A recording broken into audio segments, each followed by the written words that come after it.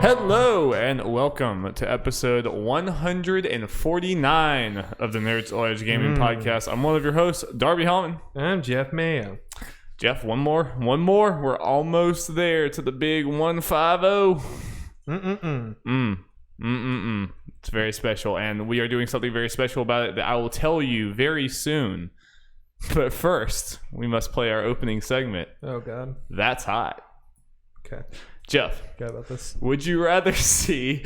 Good, I hope you forget about that every week.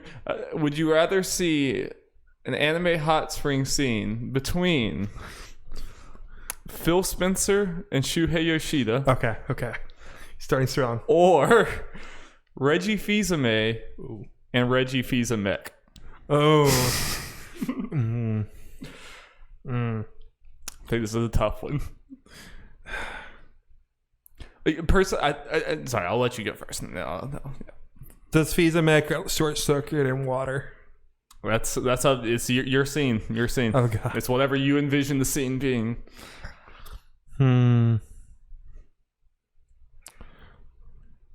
Okay, so I'm going to go with the spins in the shoe. Okay. Just so they can finally reveal that they've been playing up the console wars forever. It's all an inside game. This is what, I think the Reggie and Reggie Fils-Aimé is obviously great. It's obviously great. But there was something alluring to me about, the super dramatic, emotional scene where they're just like, I'm tired of fighting you, Shu. Like they make love and not war. And, there's something very alluring about that scene to me. So we actually saw eye to eye. I just assumed you were going to go for Fils-Aimé. It's hard to deny Fils-Aimé. It's hard. But when it comes to an anime hot spring scene, you need to... The content's what matters most. The emotion, yeah. I don't know what kind of, conversation we can get out of Fils-Aimé and Right. And I mean, Reggie. Shuhei and Phil Spencer, the tension is palpable. Yes. It's it's hanging in the air, Yeah. I need to feel it. I don't know if I'd feel it from Fils-Aimé. I think that was a very good answer, Jeffrey. You won. That's hot. Yes. You can win or lose, so yeah, you won. Am I 2 for 2? Yes, you were 2 for 2. So Yes. yeah, but don't make it think you've just been really good 2 weeks in a row. It's not easy.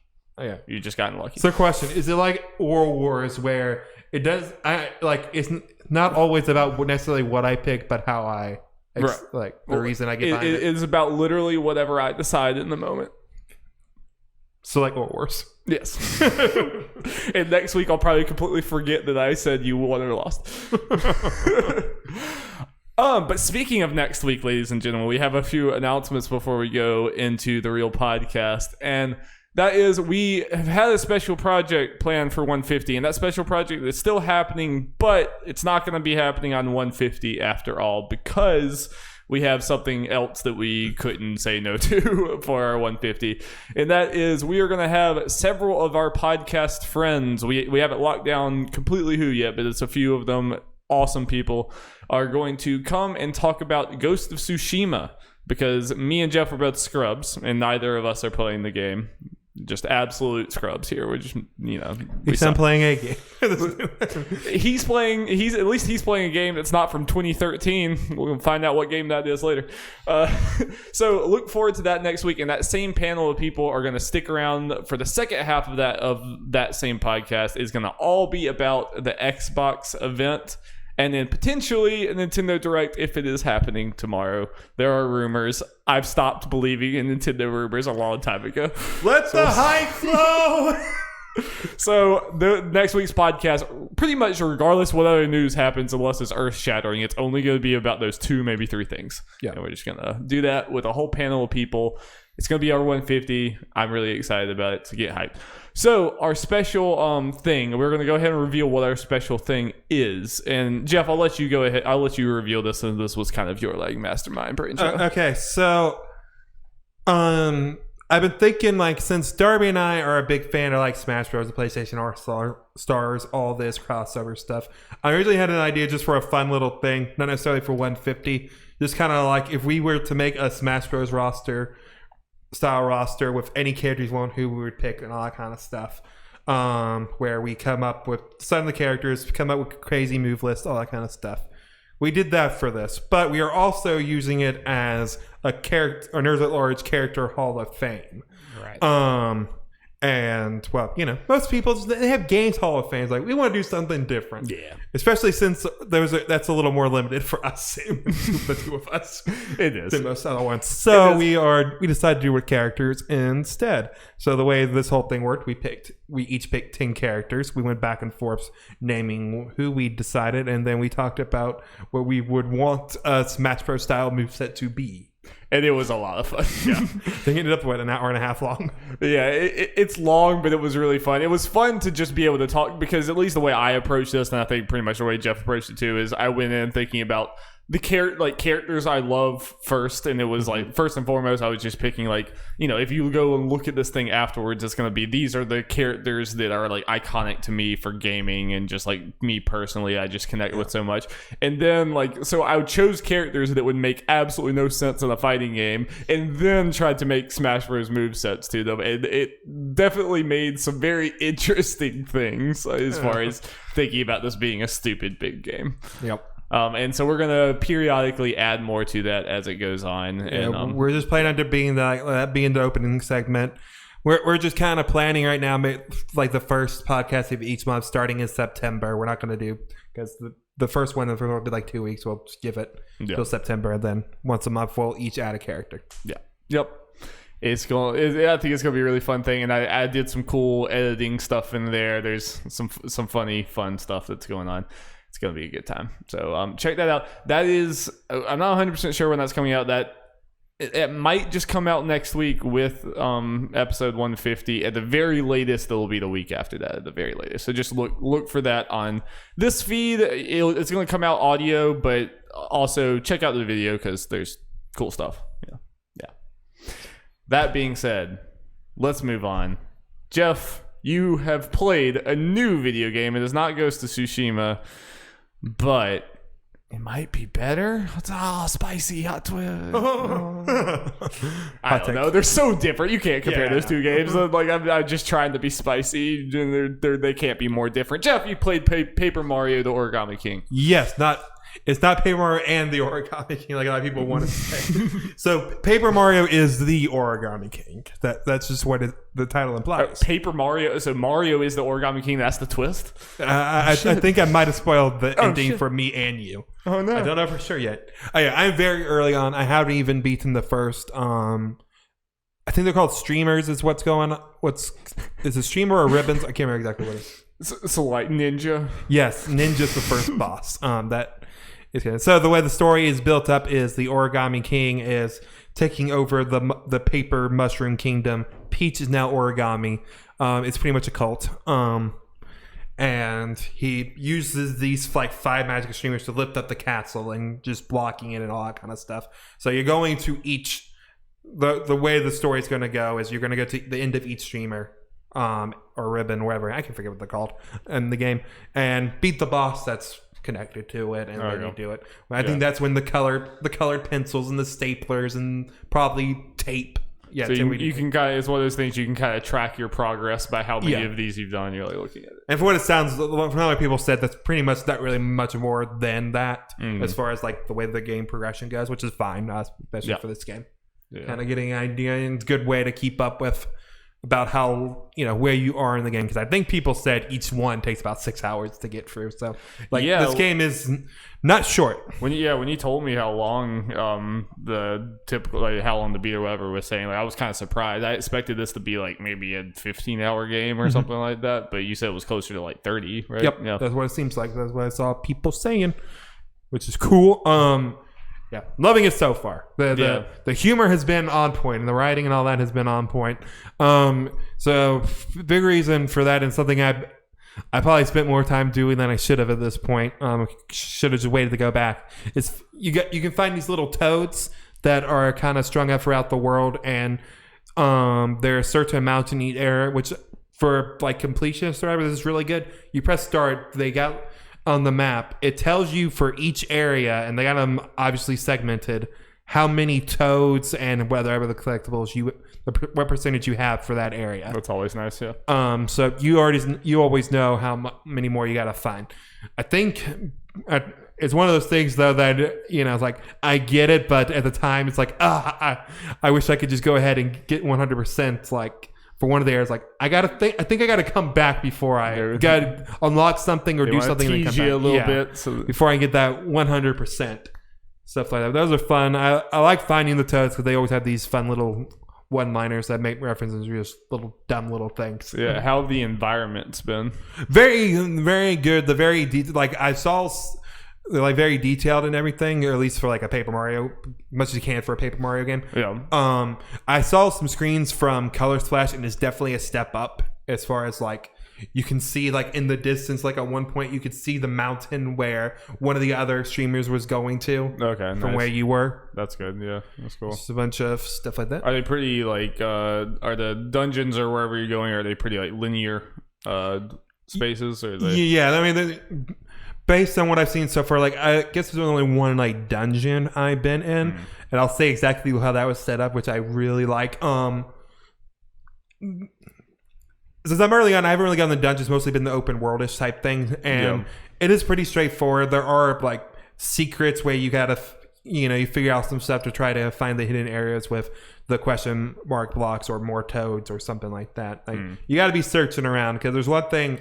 There's like one area, for instance, like there's behind some stairs, but you couldn't exactly tell if it's behind the stairs. Like, might as well check. I went back there and there were like 10 toads back there. Oh, jeez.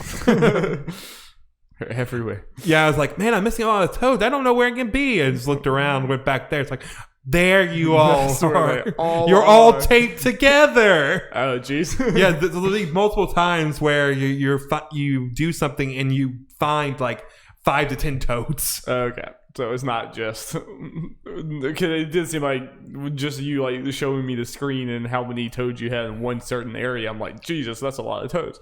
No, like one of the areas had like 50 toads. Good Lord, it's like Korok seeds. Yeah, and what another cool thing about the toads, which is kind of satisfying, and when you go into the battle thing, there are stands around the battle arena, and at the beginning of the game, it's obviously empty, but the more toads you find, the more that thing fills up, and they help you out. I haven't needed it yet to really do it, because also you gotta pay those little fuckers. They're like one of the toads I told you about is like, yeah, if you press Y during battle, we'll cheer for you.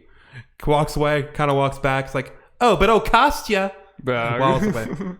Those toads love their money.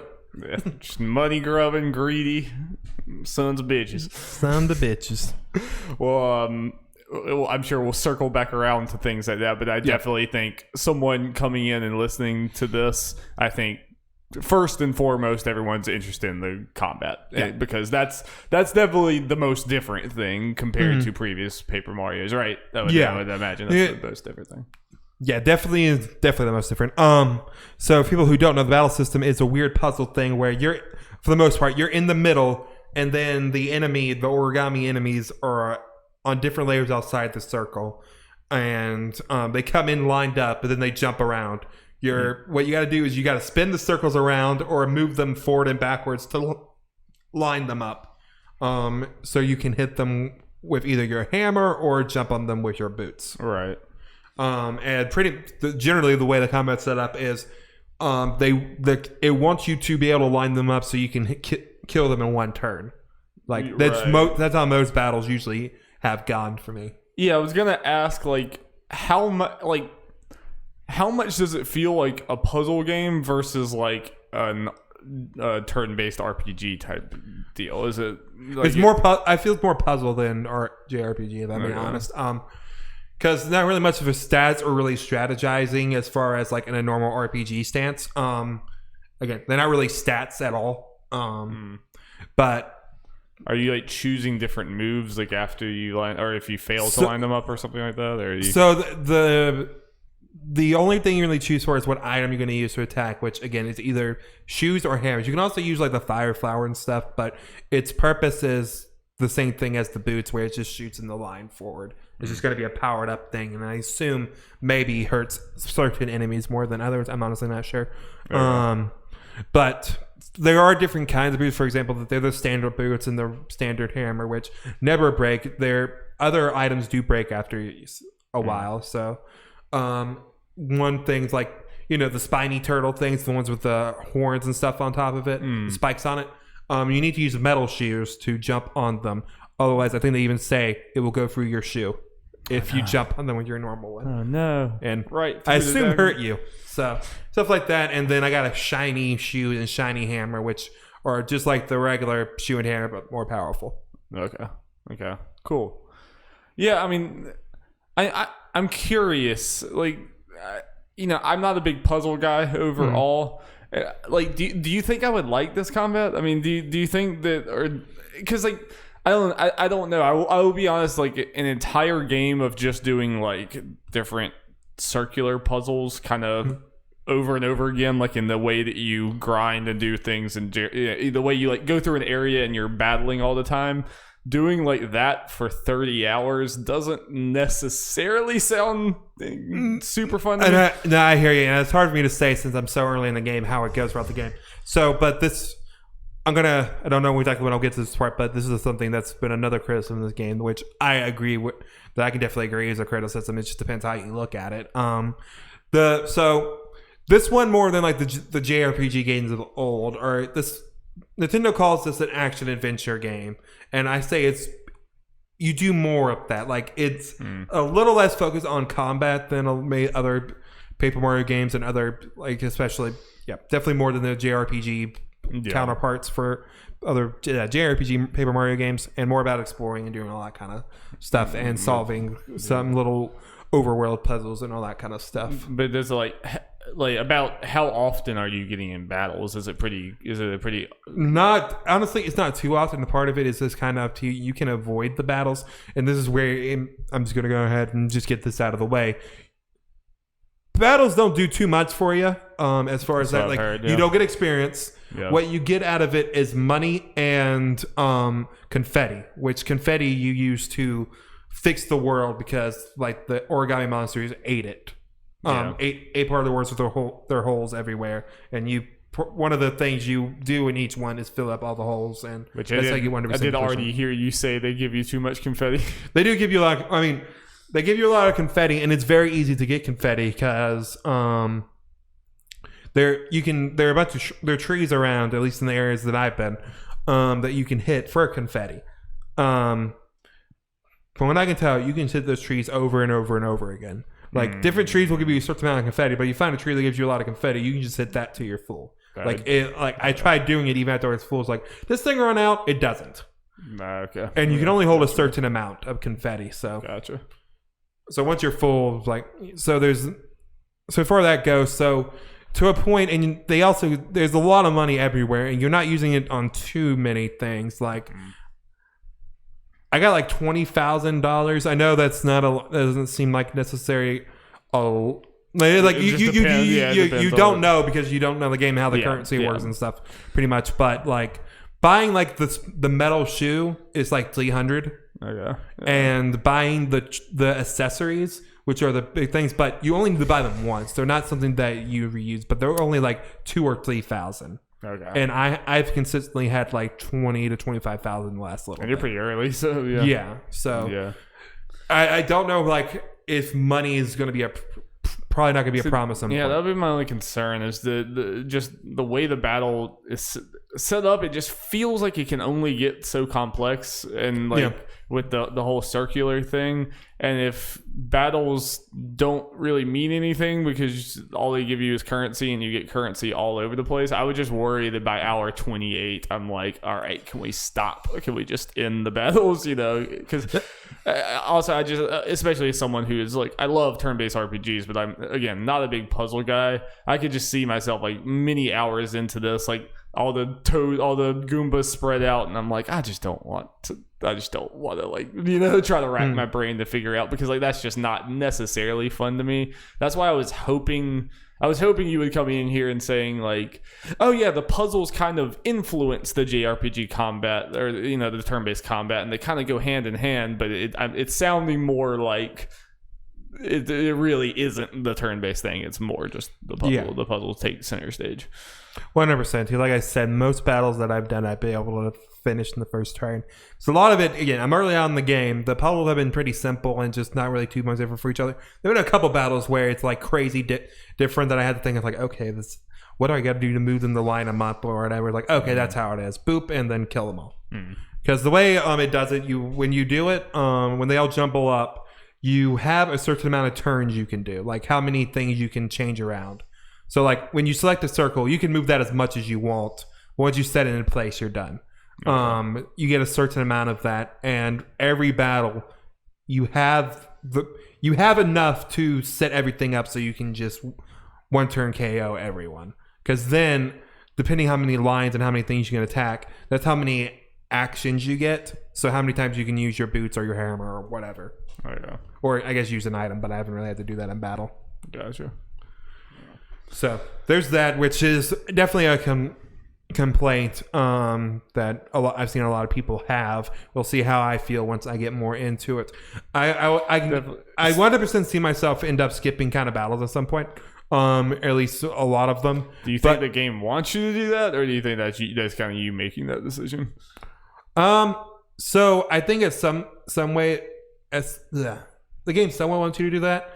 I guess it just kind of depends. Because after I beat the boss, right before it, I got a little heart thing that raised my max health, and Olivia, the Origami King's sister, who's your companion, is like, "Wow, I bet you're stronger as well."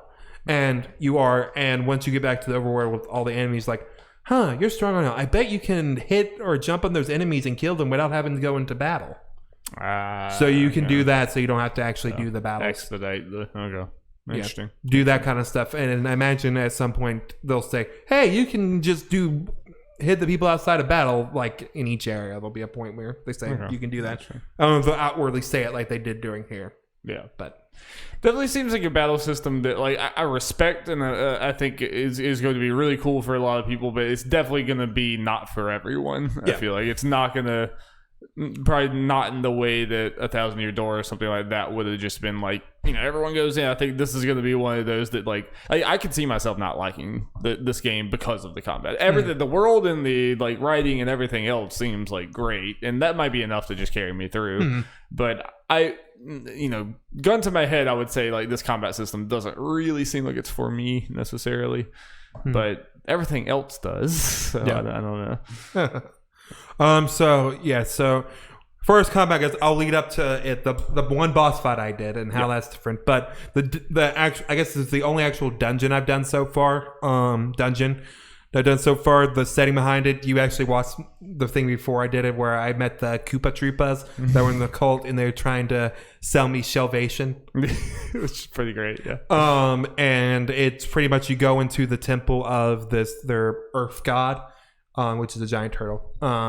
And you put money into these boxes, and it kind of gives you a little presentation, like how great it is. And it's kind of like, if you want to donate, it's pretty much like, give us more money. That's really funny. And that's all the setup for that whole kind of dungeon. Not long or anything. Well, I guess you do that for a little bit, then you actually get to the dungeon part where it's like an ancient temple with the actual like fire traps and a spinning wheel of death and all that kind of stuff. Nice. Yeah. The normal things you expect. Then you get to the actual boss fight, which completely changes up the way the battles are done. Like 100%. You're still on the wheel thing and you still do the turn thing, but instead of you being in the middle, the boss is in the middle and you're on the outside. So is the boss turning it? No, you are. So the whole thing's set up differently where you're looking at over and there are arrows all over the place and different items and then action buttons or whatever platforms that you get on, and that's how you do it. So what you do is you twist and everything and manipulate the thing to move yourself to the position you want it to be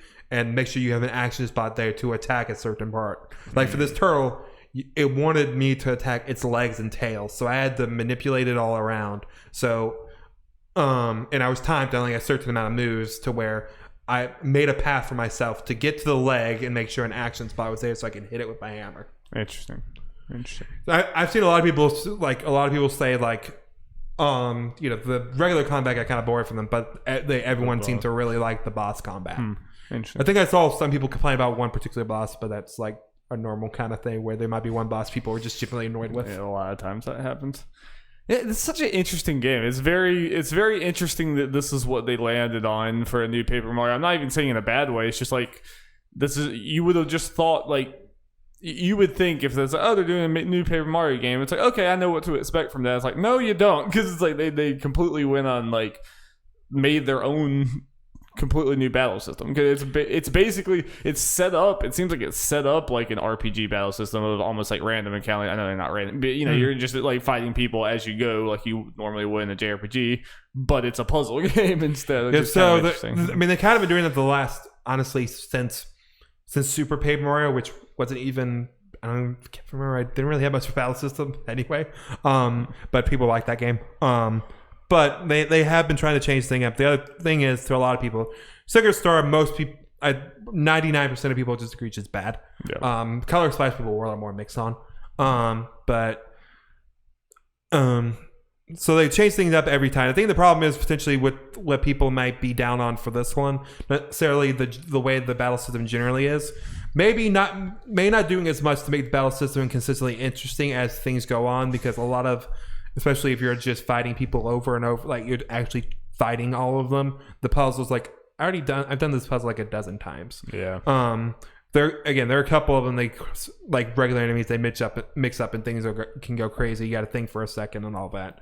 But do more with that, and the fact that there isn't too much of an incentive to do the battles. Not a big one, since the actual rewards for them are plentiful in the actual world.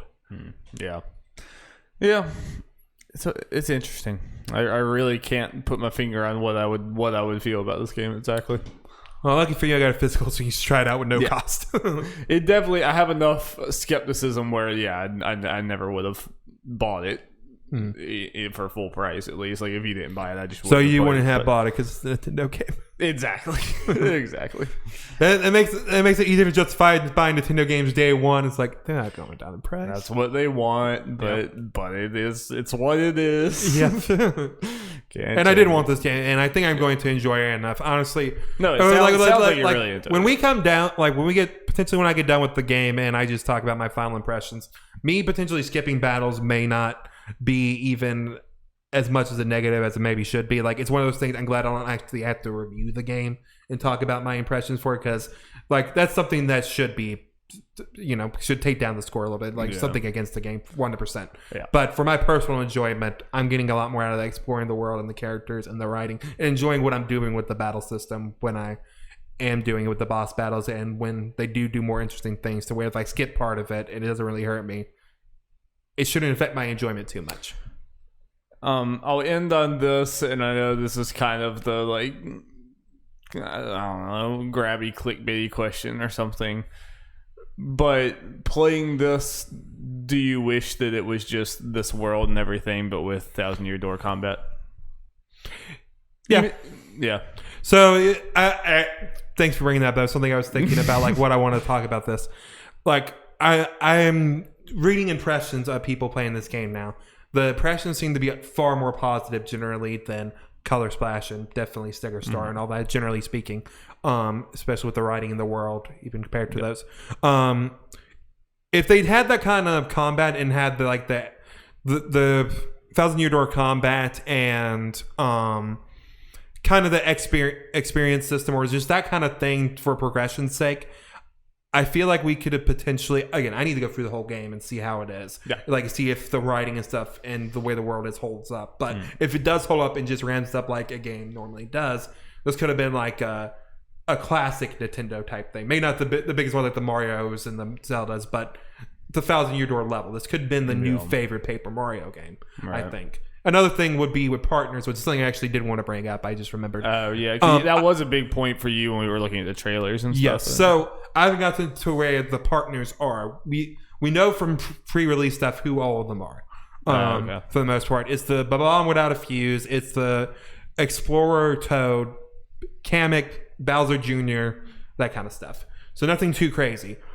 I'm forgetting the guy's name. But the producer for Paper Mario, came out with I don't think this is technically a new thing, but it has resurfaced. Obviously, people are talking about it now because it just recently came up in an interview about a Nintendo mandate, which is one of those things. It's like, why Nintendo? Why? Where if you look at Thousand Year, I'll try to pull it up for you, Dari, for a visual standpoint. Thousand Year Door. Like Thousand Year Door had unique character designs, like the toads all look different and all that kind of stuff. Mm-hmm. I know that was part of when we looked at the trailers of this. You were saying like, it's just a normal bomb, or it's just a normal this. And there's an image where it kind of compares. I think you've shown me a few of them in the past. Let's see. Here we go. This is the generally best example. Let's see. Full screen. So I'm showing a picture with Dari comparing like the Thousand Year Door toads and the Color Splash toads, and it's kind of like Thousand Year Door, all different designs, have pigtails, different clothing, and all this other crazy stuff. Where Color Splash is coats, just different color with maybe a hat or glasses. Yeah, on. Very minimal changes. And it's like that for about every character design. So like that was these are the partners from the first two Paper Mario games, and see that's 9 volts thing in.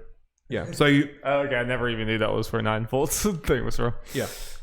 So you see how people kind of want that. Apparently it was a Nintendo mandate after Thousand Year Door where people that are pretty much not the mainline Mario teams can create new Mario characters like that.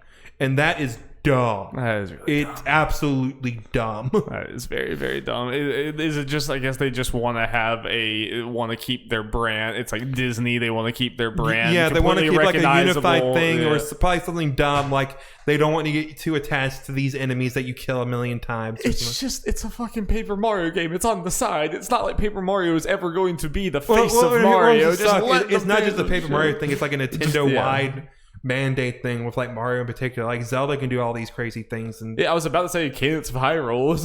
It's crazy thing. Like it seems like that's specifically a Mario thing, and it just really sucks. It's one of those things like there's no reason to this really. I'm sure that like if they kind of said something, they'd say some kind of reason. And I hate to say it because I think people dog them too much for some Nintendo level decisions, but I think it's partly a Miyamoto thing. Like he has some kind of weird things. Like this is. I don't know if you heard this story. It's only mine. I told you. Like with Super Mario Galaxy, he like. Do you remember like when they had the storybook thing, like explaining Rosalina's story? Mm-hmm. Miyamoto hated that. They snuck that in. Oh wow! And I love that. And there was like an interview for 2 where he's like, "Oh yeah, I snubbed that out real quick for 2." That's weird. It's like or something of that nature. It's like he doesn't like that. Like he doesn't like story. It seems like and. I guess also for people who might like, I've seen this stuff. I kind of read this stuff. If I'm wrong on any of this stuff, feel free to call me out. Yeah, like I don't want to spread false information, but I've read this stuff like the actual interviews. Like I think actual interviews, and it's like I see this stuff like I love you, Miyamoto, but these are just kind of errors, like problems that don't need to happen. Like, and it's interesting because I feel like when you'd have restrictions like this on some other franchises, it would be like, I don't know, a Madden or something where it's like you can't get too crazy because you're dealing with the NFL or whatever. And usually those franchises are very like stagnant and stale and stuff. Mario is not stagnant or stale. Like, they change things up all the time, but it just kind of feels like, I guess they want to do it in their own way and they want to control which. I guess, I mean, companies having a unified, controlled, like, this is our image of this, it does get you to the point where Mario is a household name, and you just know what Mario looks like. Even someone who doesn't play games can look at Mario, and it's gotten to the point now where there's certain type, like, musical styles that you hear it, and it's like, oh, that's Mario. Yeah. And that's changed, and like, because like back in the day it was like the 8-bit type stuff or whatever. Like now it's like this jazz fusion thing or whatever. And as soon as you hear like one note of Jump Up Superstar, and you're like, yeah, it's Mario. Yeah. One note of any of those like things is like, yeah, it's Mario. So like there is value to that in some ways, but to be that strict about it seems a little stupid. Especially again, with a Paper Mario game. It's kind of a spin-off side game that most people in the world don't know that Paper Mario exists. And that's fine. It's a niche thing in the side. This is not like this is Super Mario Odyssey 2. I mean, it's fun. But even if it was, like, yeah, that stuff in Galaxy I thought was always so cool. That's one of the things that made Galaxy stand out to me is this, there's this weird like kind of lore that they're hinting at. Like, it was never like so in your face, but it was just like mystical stuff. It was like, oh, these legends. It was like, I don't know. So that was cool. So I guess the kind of good news is, like I said, Koizumi, the guy behind Odyssey, like one of the main guys we see in a lot of the stuff now, was banging a drum, like wanting to do that kind of stuff. So I guess at some point he'll probably be in charge of a lot of things, and we might be getting more of that. Yeah, and you're seeing Zelda open up some, so hopefully Mario will too. Well, that was Paper Mario. We'll definitely get Geoff's thoughts on that more probably in 2 weeks, because next week is going to be all that. Unless something crazy happens. Yeah, I just won't mention it next week. Yeah, we had too much on our plate, but that will give Geoff time to play a lot more of it before we get to talk about it. Yep. All right, moving on. I'm going to briefly talk about a very surprising addition to our game talk, a game that I didn't necessarily think would ever it would find its way onto our platform, but maybe we'll get more views because everyone wants to hear everything I have to say about My Little Pony, about League of Legends. League of Ponies. So 2 nights ago I was playing Overwatch with our friend Alex, and then it's like, hey, do you want to try League? We were gonna go play Valorant, but we like briefly talked about like, what if we just tried League? Like lots of people play League. League's one of the most popular games on the planet. I've never seen anyone talk about it because they are completely like, the League community only plays League, and they are like so insular in that one game. I was like, let's just dip a toe in. Let's just dip a toe in this weird world. I had literally never even seen a game of League played. Like, it's very big in esports. I've never even seen any of it. So we're like, yeah, fuck it, let's do it. And then next thing you know, it was 2 a.m. We were probably keeping Geoff up, like screaming and everything. I was reading One Piece. Yeah, we know. Geoff stays up till 5 a.m. reading manga every night anyway. It's fine. Yeah, we stayed up all night, and then I found myself the next day, like I went on there and bought another hero, and I was thinking about it, and then we played again today, and actually won our first game. We won 2 games today after losing every single game the first night. Yeah, it's really bizarre because I am trash at this game, but I am still like, for how trash I am, I really am having a lot of fun with it. That's good. It's it is like one of the most just in-depth, like just complex, like competitive games I've ever seen, because there's just like systems on systems on systems, and like you have abilities that your character has, but you can customize them and like level them up in certain ways, and there's like legitimately straight up RPG mechanics within a match because you have currency and you go and buy items and everything that will give you certain buffs or that you can use in certain ways, and like increases your stats in all these like bizarre ways. So even within you just choosing one character, your loadout can be completely different than someone else playing that same character. Not to mention that there's 140 characters in this damn game because it's been around since 2009. So like the game is just huge. But I do think it's a testament to it that even though I didn't understand and still don't understand half of the mechanics in it, just picking it up and playing it is a lot of fun. And it's like, I am now that I'm playing this, I'm realizing that like, oh, all these other games that I love have just been taking things from League. Like almost every character in Overwatch has a League counterpart. It is crazy. There is literally like the girl that I'm maining now, I think her name is Leona or something. I think that's her name. She is Brigitte. She has a shield and a flail and everything. She's a healer. She like heals everyone around her as she does things or whatever. She has like a shield bash and a stun. She literally says, "Rally to me," when you start. Like Overwatch didn't even try. It is straight up. Out of curiosity, do you know that one came first, or? I'm almost certain that one came first. Okay, well, I think I do remember with Brigitte in particular that coming up when she was announced. Well, they also have a white-haired marksman girl named Ash. Which that Ash, I looked at. Ash was apparently an original League of Legends character, so that's like way before Overwatch Ash. Okay. At least from what I saw. I might be wrong, but that's what I thought. I might be wrong. It might have been a different game. I thought Alex mentioned that. Alex said that, but I looked it up and it said that Ash was like an original League character. So I'm not sure. One of them copied the other one. I don't know. There's literally even a skin that says High Noon Ash. It's like, and there's a lady there's this chick that she's a healer and she's a song based healer. And she plays this one song that's green that speeds you up, and another song that's yellow that heals you. Sound familiar? Man, they're coupling more now too. It's pretty wild. So are you ready for the Pokemon mobile to come out and let's just crush those babies? That's what me and Alex have been talking about. We're gonna like get halfway decent at League so that when Pokemon comes out, we can just destroy, just go in there and like completely own everyone. And me and Olivia will be there like, yay, we're Pokemon. But I mean, I would recommend, like, I want to play with you. I want you to come play with us. We're gonna be terrible, but it's still a lot of fun because I told you later I got it downloaded. Yeah, the teamwork aspect of it is cool because it's very team based, but it's also kind of you're in your own lane doing your own thing, so it kind of feels like you're in your own world doing this. But like we've already just in our short time had matches where it's like we've started doing set plays where like, okay, you go over there, distract them over there, I'll go do this, and it's like, okay, make them think you're going to this lane, now let's all charge this other lane and everything.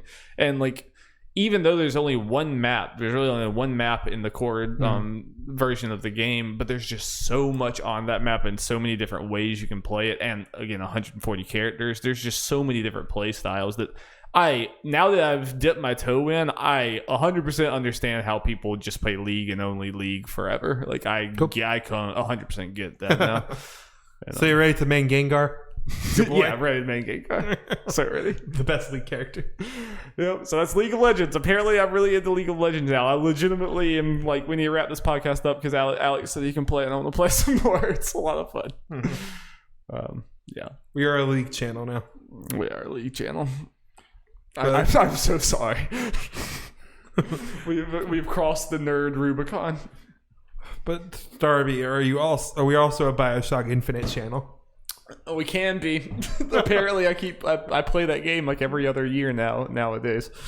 Yeah, I'll very briefly talk about this. Yeah, I should be dipping into my backlog. There's a lot of things I should be doing, but your boy got a nice PC and he decided to play a game from 2013 on it that he's already played twice. It does look really, really good on my PC. I started replaying Bioshock Infinite for the third time in my life. And I was just going to dip in a little bit, play a little bit, and just, I'm just going to revisit the first little bit of this game. And I am now currently 12 hours into it, over halfway. It just kind of happened all of a sudden. You blinked and he was already 60% through the game. Pretty much.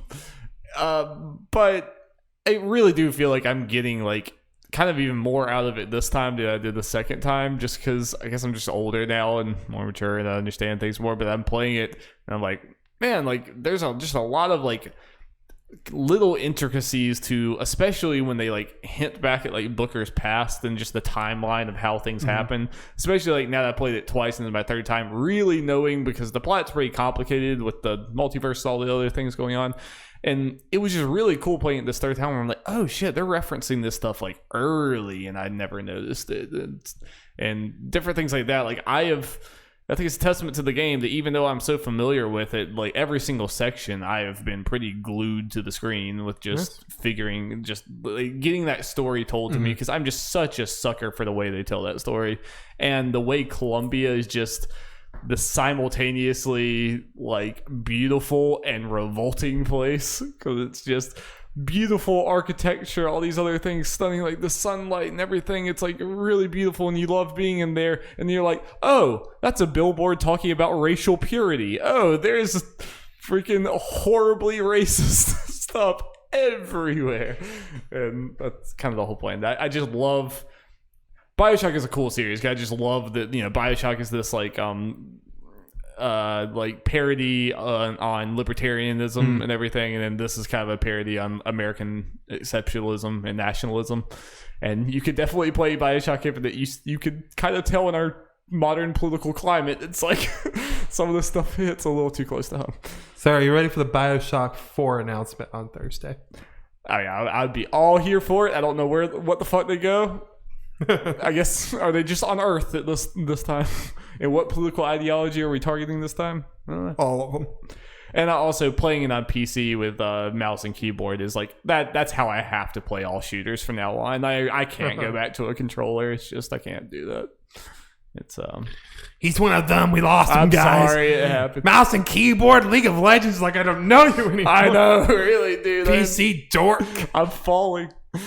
Don't listen to Kind of Funny ever again.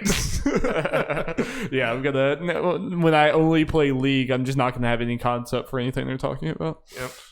You're still gonna come. We're still gonna do the podcast. Be like, yeah, during this time, it's like, who's Ubisoft? What the? What are you talking about? Yeah. He's gone. We lost him. Sly who? Nah. All right, put me down.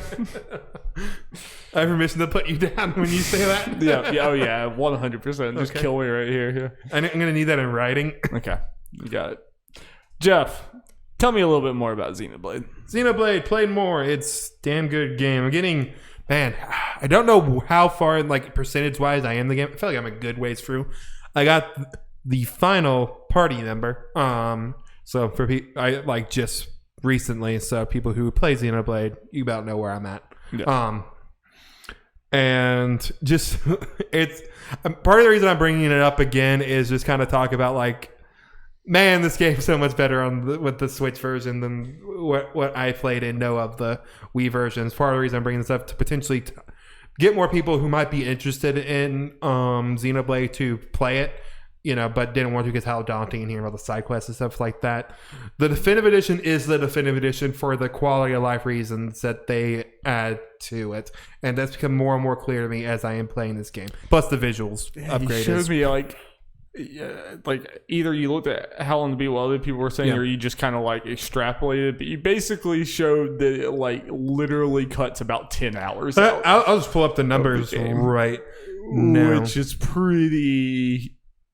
That's kind of damning to the original game and its design, but at least, I mean, obviously, there was a lot of fluff in this game because of how long it took to do this side quest. So on how long to beat, and it seems like based on their coloring thing, that a lot of people have played Xenoblade Definitive Edition, so it's not just a very small amount of people.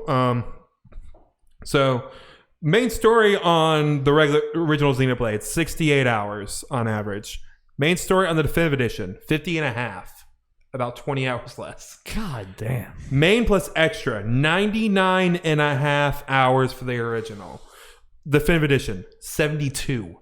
That's just bad, but like obviously play the Definitive Edition. Yeah. Do that. And the reason it does it is because unlike the original, what it actually tells, like, gives you markers to where quest stuff is. It tells you what monsters you need to kill for the quest. Not even the quest that you have marked to, like, I want to focus on this quest. It'll just, like, if you have the quest, it'll tell you, hey, this monster can be killed for a quest. And that's pretty much what I've been doing to level up. Like, you need to do quests and battle monsters to be on pace for this. Like, you need to kill random ones. You can't just do the story stuff and just fight everything you fight in the straight line or whatever. You need to do this stuff. But this helps you, like, okay, I'm going to kill this stuff, and that's been enough for me to get the experience. Is kind of doing, like, accepting every quest I can find, and then killing monsters that kind of are on my way that are for quests, because you get this experience from the quest, and then you also get some experience for some of the quests, but then you also get money, which you also need. Yeah. They still, from everything I've seen of you doing side quests, they still look very tedious and not great, but instead of them being a complete annoyance, it's just me kind of playing the game at my own pace kind of thing, and just getting rewarded for it, because I love the combat system, so me battling these things is no problem. But we've talked about this in previous weeks. How has that story evolved and everything? Because you played a good bit since we've talked. Oh boy, man! I've heard a lot of people say it keeps on ramping up and gets crazier and better. And oh boy, baby, it's getting look, it's just getting so good. It's just so good. I'm just like, the more going, I'm falling more in love with these characters, and just the world is just crazy. Like I need to relook at like how the things looked in 2 and like X and stuff, but I feel like the actual world design, the way the world looks, and partly just because it's the definitive, so it just looks better. I like the one for this one so much better, just the context of all you being on these 2 titans, and you've been in there multiple times where I say I'll show you just being able to see a bunch of different parts of the other titan or the titan you're on and all that kind of stuff, and just the way things look. And one I may have mentioned this last week, one thing at the point I was like, man, this just looks gorgeous, is the snow area where when it gets nighttime, all the crystals light up and light just shoots up into the sky. I did see that that, just looks great. It does. It really does. Like this is originally a Wii game, and it's a Switch game, so technically it's not the best looking game as far as graphical power and stuff, but it's one of those games where, especially with how big the world is and what they're doing with it, like Monolith Soft are beasts. They are. They absolutely are. Which, yeah, we've been hyping them up for several weeks now. But. Yeah. So I'm excited to play more and excited to eventually get to that epilogue chapter. Yep. So we will keep updating Xenoblade as Geoff plays more of it, and as I continue to just be impressed with it as I walk by and watch it. It's kind of funny. I thought about it the other day. A lot of the times when you come in is when I'm at the big story moments, so you're kind of seeing the like the crazy cutscenes and stuff. It's been, everything I've seen has been very memorable. Where I'm like, almost every time I've been like, oh wow, look at that. I'm like, oh shit. All right, Geoff, hit me with the news jingle. Jingle, jingle, jingle. Time to talk about Microsoft. Time for some... Because, they're not going to get enough talk next week. How? Yeah. But there's been a lot of Microsoft tidbits throughout this week that I figure we can get a little... Give us some hot tidbits, Geoff. Tidbits. The first couple things we're going to read or talk about, or read a couple quotes, come from a Xbox official news article from Philip Spencer. Here's a quote. Philip Spencer. just caught that one. Here's a quote from that article. It is our intent for all Xbox One games that do not require Kinect to play on Xbox Series X at the launch of the console. So pretty much saying, as far kind of confirming what they want is to have everything that you play on your Xbox One to be playable on the Xbox Series X. But Geoff, Connectimals. Except for the Kinect stuff, which, and good for them to kind of say, the Kinect stuff not going to work. So, Kinect's dead, which is fine. Yeah, it is. No, that's good. It's good to hear that at least Xbox is just backwards compatibility is just the thing. I still don't like Sony's weird wording of we have over 100 games. It's like, wait a minute, what? Yeah, I guess the only thing is they said 4 generations will be playable on Series X, so that means original Xbox games, and 360 is already playable. I guess I don't know if they kind of confirmed it or this means I don't know if it necessarily means all the original Xbox and Xbox 360 games that are playable on the One will be playable on Series X day one. Get what I'm saying? Probably based on what they're saying, but Yeah, I would think so. I mean, I would think if they're bringing 4 generations or whatever, and they are able to be played on the One, and you're able to play all the games that the Xbox One can play, I would have to imagine that same list is what's going to carry over to Series X, but if not even more. Yeah.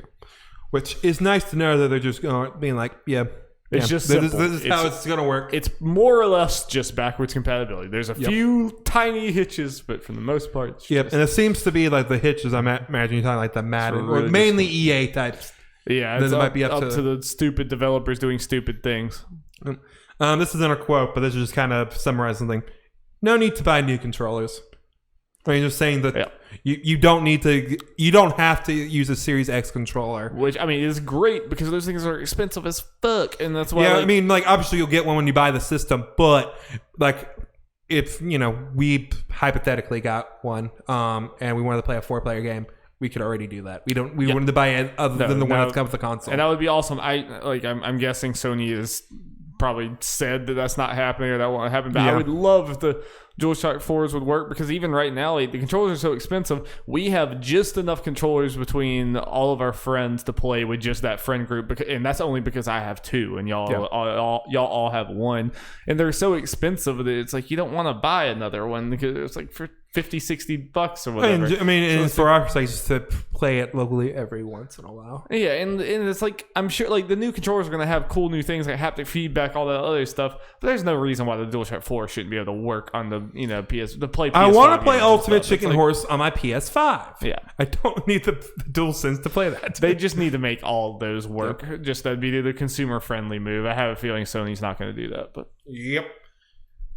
So here's probably the biggest thing from this Xbox thing. I'm just going to read the quote. Yes.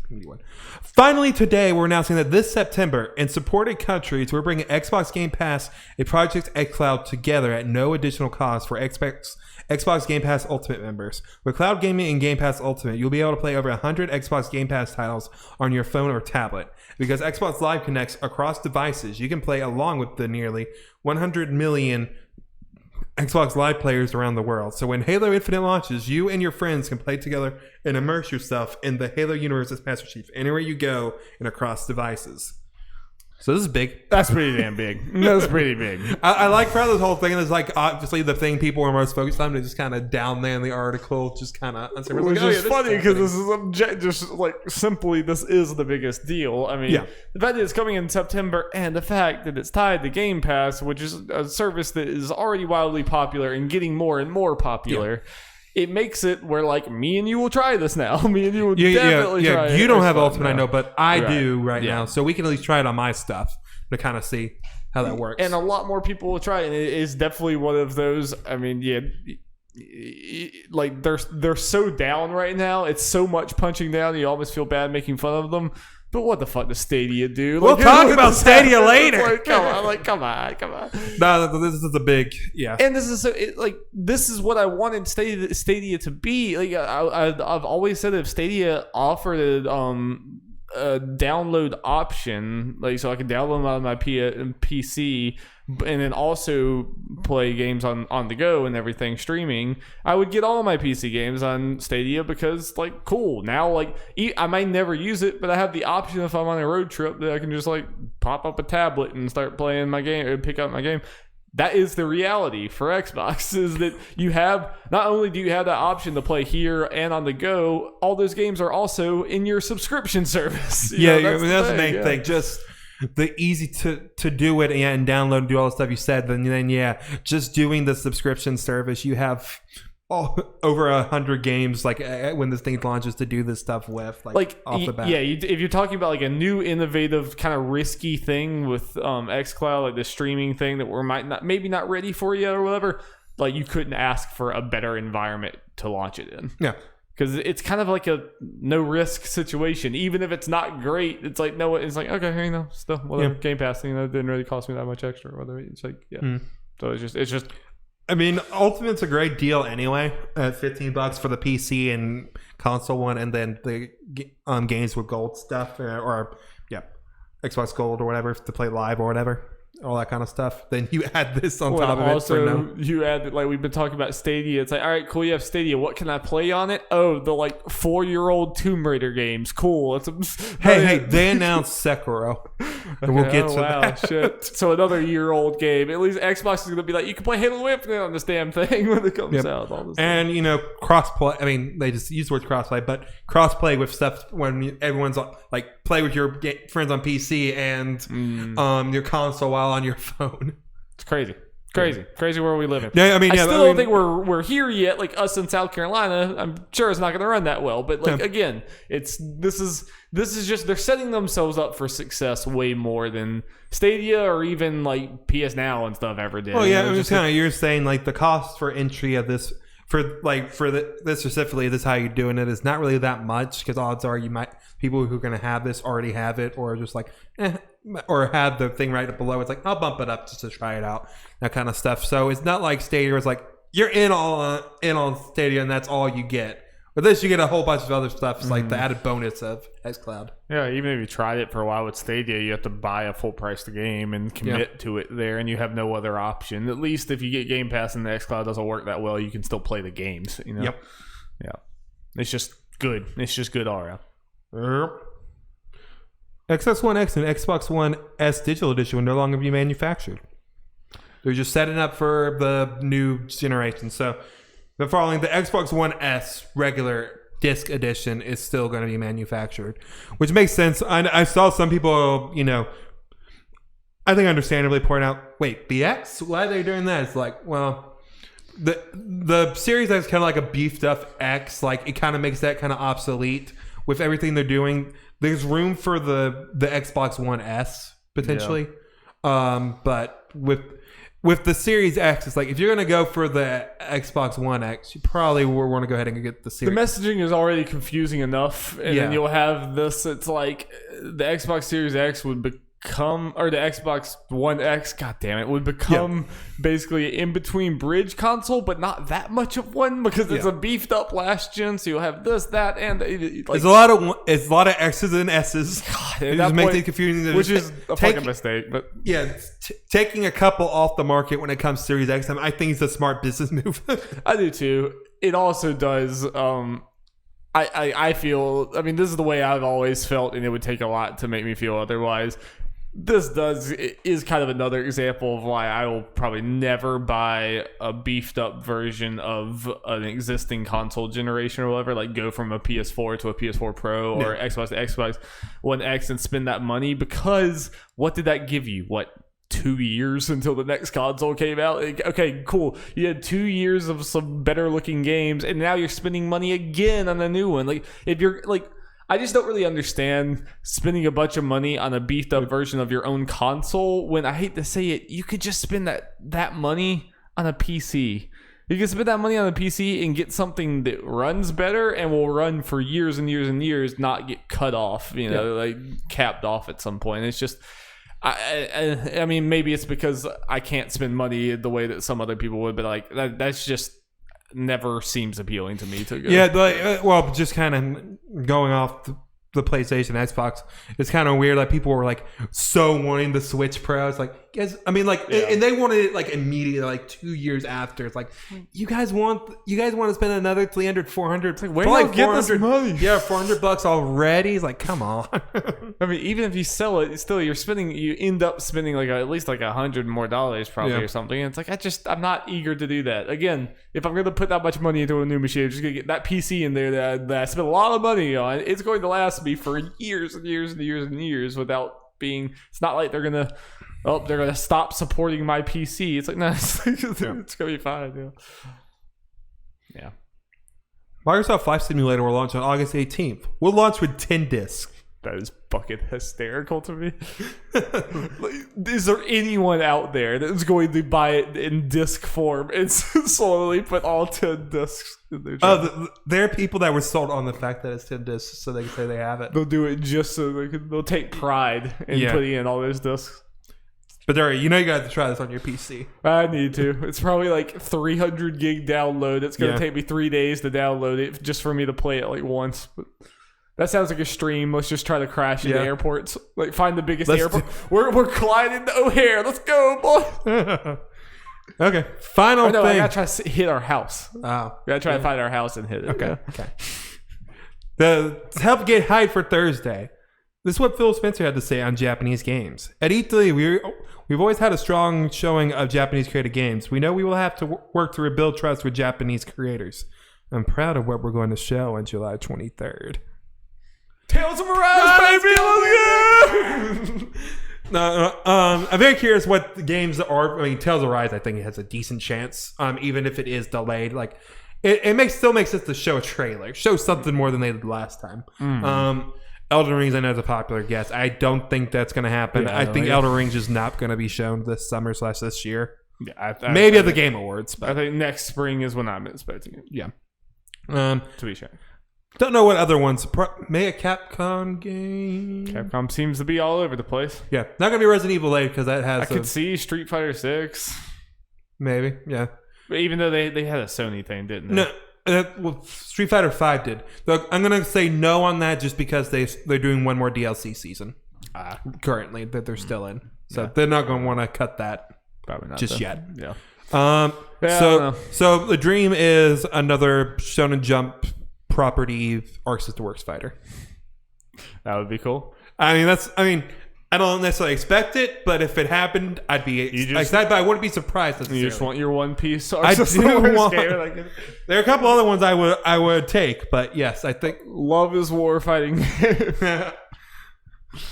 But I guess also, I should have put it in the thing. Will Goku be an Xbox event? They should have. 3 years in a row, Darby. Is this the year the streak will finally end? What do you think Goku will appear again? Will he reveal himself?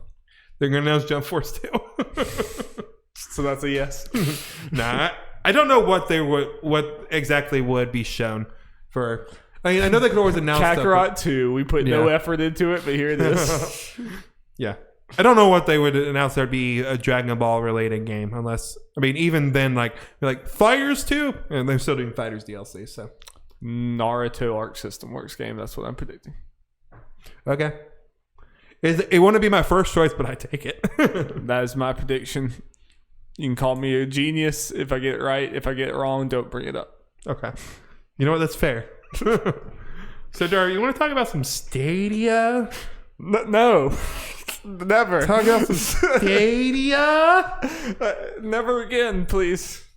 Stadia? Okay. So, Stadia... This is a Stadia podcast. Yep. So... Stadia had a Stadia Connect this past week where they announced some games. I think these are new games for them. I don't know. I can't keep up with the shit. I didn't actually watch the thing, so we're gonna read over the games. You know I did, and you're more on the ball than I am. Yeah, I did look at some of the stuff. I didn't actually watch the whole thing. Outcasters, developed by Splash Damage. Forget who that is. Is that related to Gears of War at all? Am I crazy? Only on Stadia. Not a clue, Jeffrey. Yeah. Orcs Must Die 3 out on Stadia now, or at least on Pro. Yeah. Spoilers. I don't care about a single game in this thing. Yeah. Interesting. Brandon Jones and Michael Huber like it. Yeah, let's just speed through them so people know they have. No. This is the most exciting one to me. Super Bomberman R Online. First on Stadia fall 2020. A new online Bomberman game coming first to Stadia. Designed for multiplayer Bomberman gameplay. What? Including a new Battle Royale mode for up to 64 players. What? I mean, that's cool. It's a Bomberman Battle Royale. I mean, come on, man. Come on. Come on. I mean, yes, sure. Absolutely. But what? Yep. So that's a thing that I'll probably keep an eye on. So that sounds like dumb fun. That was very bizarre. One hand clapping, a 2D puzzle platform where you sing into your headset to solve musical puzzles. Oh God. Imagine me playing that game and you hearing me. Is this picking up in the microphone? That's my one hand clap. NBA 2K21, cool. Dead by Daylight, cross progression with Switch and PC. Where are you, Xbox and PlayStation? Yeah, what the hell? Yeah. Players Unknown Battlegrounds Season 8, cool. The Hitman games. All three of them. Serious Sam 4, Outriders. Not to be confused with Outcasters, which is the first game we kind of mentioned. I guess that Square Enix game. Yeah, it's very generic soldiers fighting, and no one's gonna ever talk about it, and it'll die. This might be the last time we talk about it. WWE 2K Battlegrounds, PGA Tour 2K21, Sekiro Shadows Die Twice. I'm gonna be honest with you. Who the fuck wants to play Sekiro on this thing?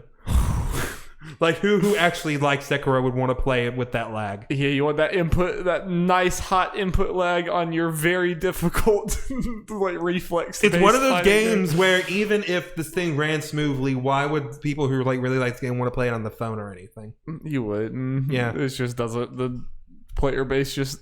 It's the problem with Stadia. The problem with Stadia when it's only streaming is it has to coincide completely with a streaming audience. So yeah. Hello Neighbor and Hello Neighbor Hide and Seek. Hello Neighbor just on everything. Like I like how people promote Hello Neighbor and a lot of this stuff, but for a game that apparently most people don't like, it seems to be everywhere. Yeah. They also announced that developers Harmonix, Uppercut Games, and Supermassive Games are working on projects exclusively for the platform.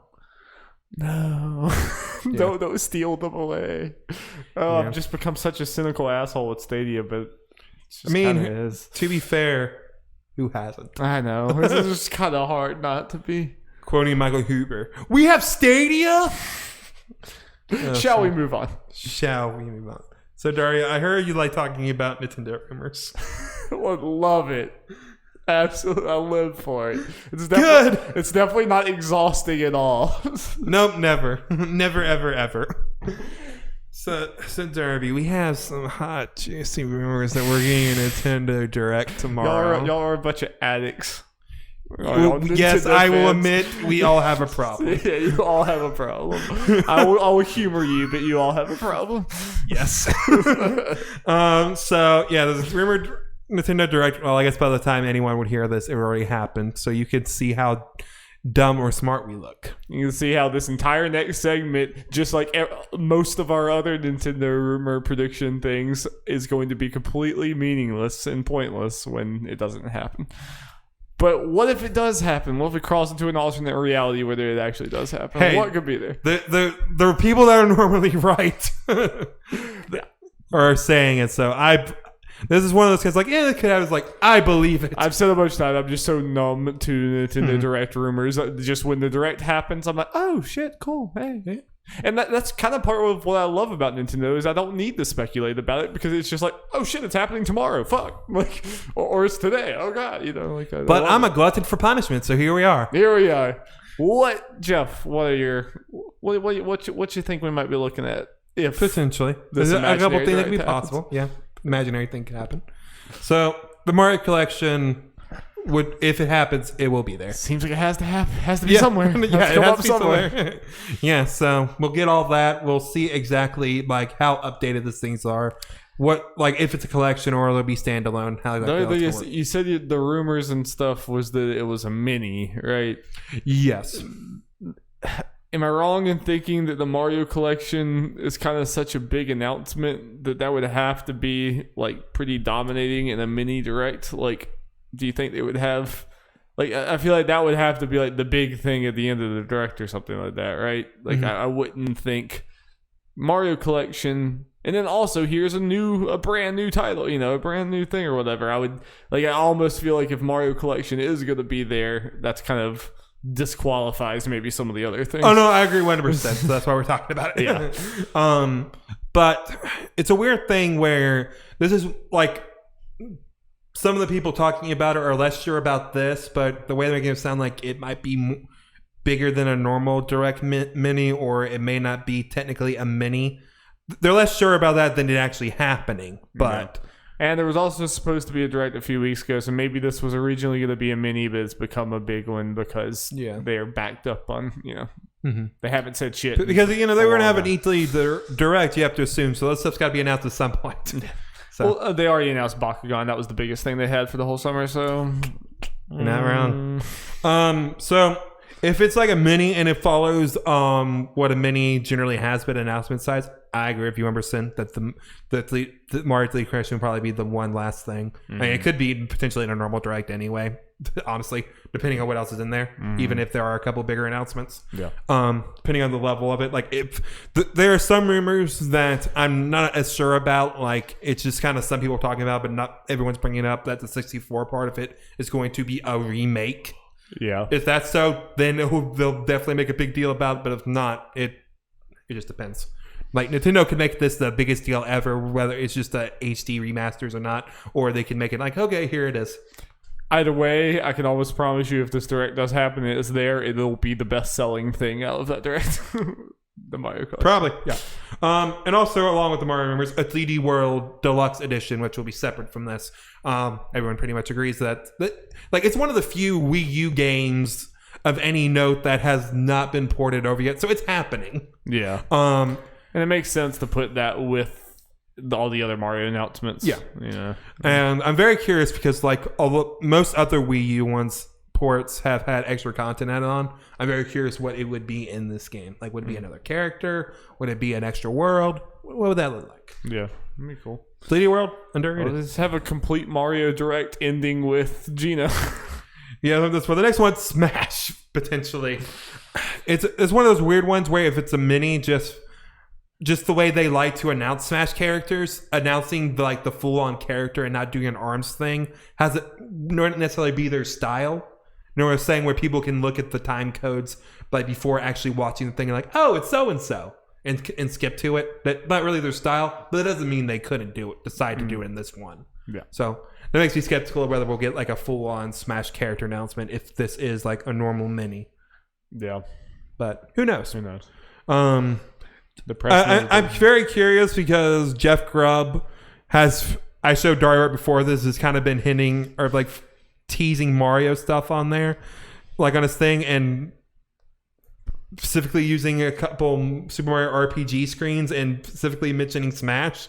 So I'm wondering if that's like, he's pretty much like, yeah, there's a direct tomorrow. Yeah, the Mario 35th anniversary collection is there, which, you know, is not a crazy thing. Yeah, Gino's probably going to be announced as a Smash character. Yeah. That'd be crazy. It would be crazy. But it could just be posting random screens and I wouldn't be surprised. But yeah. But it's one of those things where he could easily be doing that. I'd be like, okay. But also it's like, he knows people will read too much into it, but he could just be fucking with people, or he could be trolling. He could definitely be trolling. But I definitely think it's not nothing. The more I think about it, the more I think Gino might be likely, because I mean, it's completely dependent on, like, I guess Nintendo agrees to it, but maybe more of a Sakurai thing. Like, if Sakurai had 100% pick on this, I think Gino would be a lot more likely, just because that's one of the big characters like K. Rool or Ridley people want, and Sakurai's even expressed interest in putting Gino in the game. Like, This is it. I'm putting Gino in this game. Let's make this game perfect. I mean, it's kind of a Banjo thing. Like, Banjo got in there because of years and years and years and years of fans wanting him in there. Yeah, Gino's had that even more, almost. You know. I think the levels are kind of similar. Banjo just seemed less subtle because people thought it was more impossible than Gino necessarily, but Gino has definitely been as loud, and I think can make at least the Nintendo crowd about big as Flash as Banjo. There's really nothing about Gino that seems like it should be disqualifying. Like, Banjo seems like a way more harder to get thing with it being Microsoft and everything. Like, there's already two different Square characters in this game. It more comes down to like Nintendo, I think, maybe giving the go ahead, and even Square. But the spirits are in it. Like, a Gino spirit's already in the game. So the fact that they put freaking Terry Bogard. How relevant is Terry Bogard nowadays? Like, even relevance doesn't necessarily matter. This game's a fan's wet dream. Put Gino in. Even Banjo was not it's funny. Like, I was never fully like against Gino. I was kind of like, but now we're playing RPG. Let's put Gino in. Like, I'm okay with 100% on Gino now. Let's do it. Plus, I want that stage and music. I want Frog Fuchsias. Yes. Ooh, you know what would be really cool? No, I mean, the stage, like, it has to have, like, Mallow has to be in the stage if they do it. Like, it has to. Yeah. Okay. So this is one of those things I don't necessarily believe in, but there's been a weird F-Zero Twitter account made, which people did some kind of weird email thing that's apparently the same email address as the split, like we know the official Splatoon Twitter account. It could also mean people do computer stuff I don't understand, but people are thinking an F-Zero game could happen. Who knows? We'll see. If there's an F-Zero, I hope they give it to an indie like they did with Canyons of Hyrule and stuff like that. Pikmin 3, that like 3D World is that's always on the table. It always could happen. I mean, this is the Wii U one. If you don't. Oh, sorry, wait. Yeah, Pikmin 4 is the one that didn't actually come out. Yeah, that was just talked about but never actually came out. And the Pikmin 3 port has been a long-standing rumor. So who the hell knows? Yeah. Rumors of a Metroid game, not Prime, but a 2D one, or even I've seen. There was those rumors for fucking ever ago that Metroid Prime trilogy was pretty much done. So people all agreed that it is done, but they're just waiting closer to Prime 4 since they restarted it. Yeah. I don't disagree with you, but it's probably what's happening. Probably. I believe it. Especially right now. Nintendo needs that right now. If you're sitting on a completed Metroid Prime trilogy and you currently literally don't even have a single game announced right now that's not that we've seen at all, put it out. Splatoon spinoff. They've spent some hinting from the devs potentially about one. Or like a Splatoon trading card game. Yeah, about potentially something from the Splatoon franchise for this year. So, I think it's Splatoon spinoff makes sense. I have no idea what the hell it would be, what genre or anything, but I can see it happening. RTS. Exactly. Okay, you got it, Darby. Breath of the Wild 2. Probably not. Not as... No. Move on. Ain't happening. No More Heroes 3, baby. I'm going to see it. Definitely see it. Could. After all this... No. Trolling has to lead to something, maybe. No. He's going to troll again. He's going to be... Suda's going to be in it. We'll see like a pixel of gameplay. Like I said, all these different things, if you piece them all together... Or I've seen some people potentially, not really seriously, but kind of funly predict that they'll pull a hero, and the first thing is a Smash announcement. It's Travis leading the No More Heroes 3 trailer. I don't think Travis. I don't think so, but I can dream. Sonic. So the reason this is put here and people kind of predicting it is because back in March there's supposed to be a Sonic South by Southwest panel where the person announced Sonic shit. Did not happen. They said we're announcing stuff later. Still hasn't happened. I think they hit it. It's happening pretty soon. So why not in a direct? Sonic Team's dead to me because apparently they're not doing Sonic Mania 2, which just seems like the thing that they should be. It's not even Sonic Team's not the one we want making that game. No, it's not. Just Sega in general. Yeah. It's like just the way they handle Sonic. Sonic Team made Forces. You actually made the good Sonic game, and then you just don't. SMT 5. Get the fuck out. Move on. Move on. Hey, okay. No. That's my main predictions. Or things like these games could be here. So we'll see what actually happens. We shall see. And if that does happen, we will probably... Like, if I look at my phone, it's like 10 a.m. where it's rumored to happen. And there's a direct mini or something like... Darby, don't look at Twitter! Do they normally just drop the minis without any warning? Yes. Okay. So we'll randomly see, and there's a chance we get spoiled. The other one is like... we just look and see it's like the other one's like... You text the other one like, don't look at shit! And then we'll try to do a reaction, I guess. It's going to be hard. Yeah. It's going to be difficult. We'll definitely do the thing that night. If we do a reaction, I'll be like, all right, Geoff, you look away because me getting spoiled probably doesn't matter as much because you're the Nintendo boy. It's going to be hard on Thursday for the Microsoft event. I think at some point we should literally just not go on the internet whatsoever. Yeah, but I was saying at some point we should go into the group message with Jacob and I'm like, hey, don't say anything. Yeah, we're going to wait to react. I don't think this thing's going to last too long that we're about to do. But Geoff Keighley decided to show off the Dualsense. I guess he didn't decide. Sonny decided Geoff's doing it. Geoff was like, okay. Yeah. Shut off the controller, like, look at it. Ooh. And then play a couple minutes of Astro's Playroom. And he became a frog robot. Yes.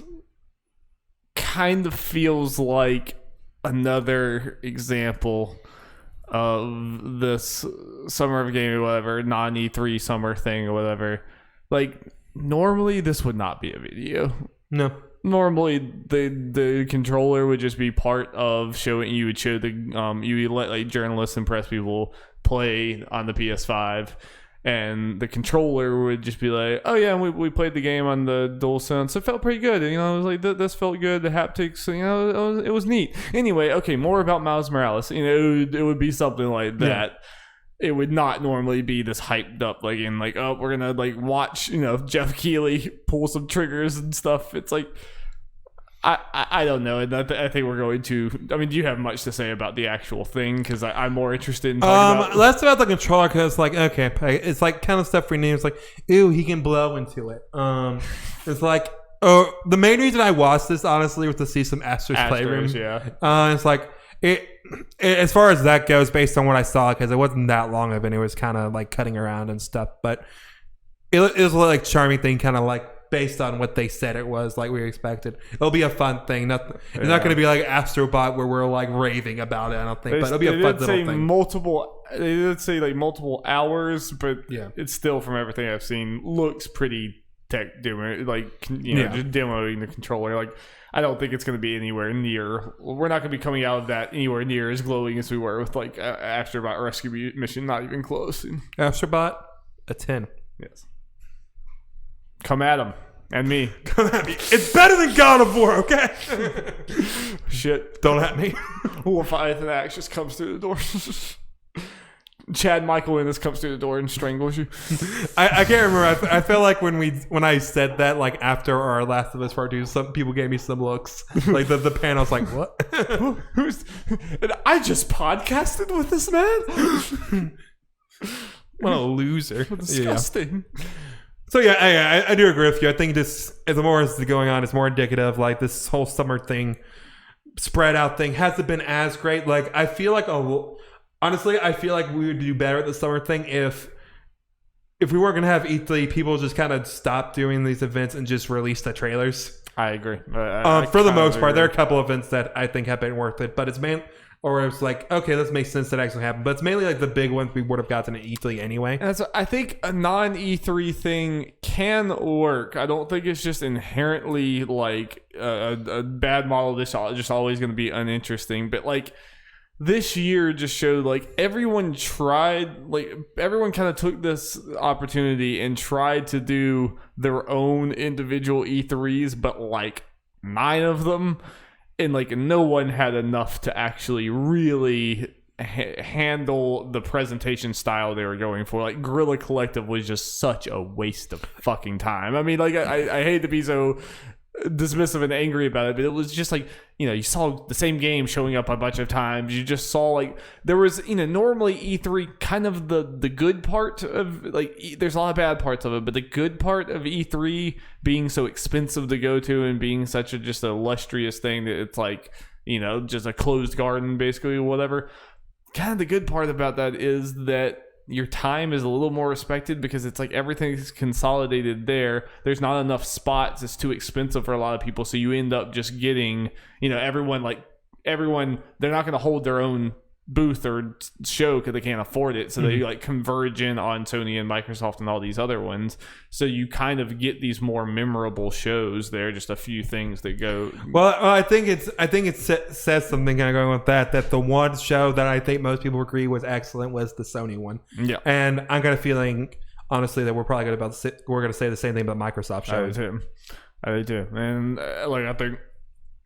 I mean, pretty much all the rest of these things, it's just never like there have been good announcements and there's been enough like individual announcements to make like a cool show, but it just feels like we've had to watch so many hours of stuff just to get those like nuggets out, and at some point it's a disservice to even the games that I'm seeing, because like Guerrilla Collective, so many damn games in that thing that there was no way I was gonna any of the, it was just like noise at some point. Like none of those games were gonna stick with me because of the sheer quantity of games. Well, you know? And also as someone who had to count and look up every single one of those games, which we'll get to later and see how that worked out.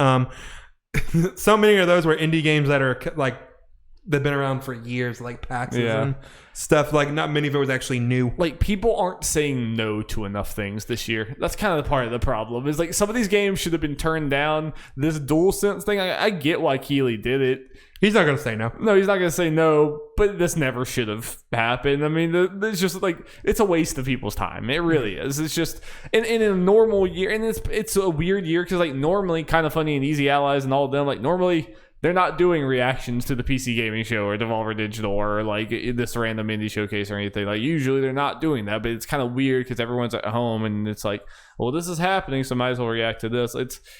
It's just it's gotten to the point where like me and I've seen a lot of other people say like, yeah, I've just stopped paying attention to a lot of this stuff live. Like I just can't keep up with this, or don't really feel like it's worth my time. I'll just get the headlines later. Whereas E3 was short and consolidated enough where it didn't really feel like a waste to go watch it live. It felt like an event that I'm going to go watch live. Now it's like all of these events, if we weren't doing a podcast, like Ubisoft Forward, never would have watched that. I would have been like, okay, I'll see the trailers afterwards. And that's how I'd treat pretty much everything other than the Sony and Xbox one, you know? So for me, this whole non-E3 summer thing or whatever has been a failure. I'm just straight up, I have not enjoyed it really. Like there's been a few gems here and there, but for the most part, I feel like it's been a lot worse. Like significantly worse. I think it can be good, but there was not any rhyme or reason to this. If everyone had just given Keighley everything or something, then maybe we would have had something more. Yeah. But then you're just kind of making E3 again. Like, I don't know. I think I just prefer the E3 model in a lot of ways as a viewer, honestly. Another, it's a weird thing where I don't think the execution is well, but I'm still like, I feel like there's a way I can enjoy the general thing, a spread out thing a lot better, especially as from the mindset of us doing a podcast. Yeah, I mean, it definitely gives us It's just a general things. thing. It's just kind of like you said, like Haven's at everything. There's no reason for that. Yeah, there just needs to be some more consolidation and organization with some of the stuff. But maybe, next year, maybe we'll go into it knowing, okay, this is the stuff that we pay attention to. This is the stuff we don't. It's like Guerrilla Collective next year. Probably, I'm just going to err on the side of not caring, or just seeing the good stuff, like seeing what curators build, bubble up. Yeah. MPD time. Sales tool.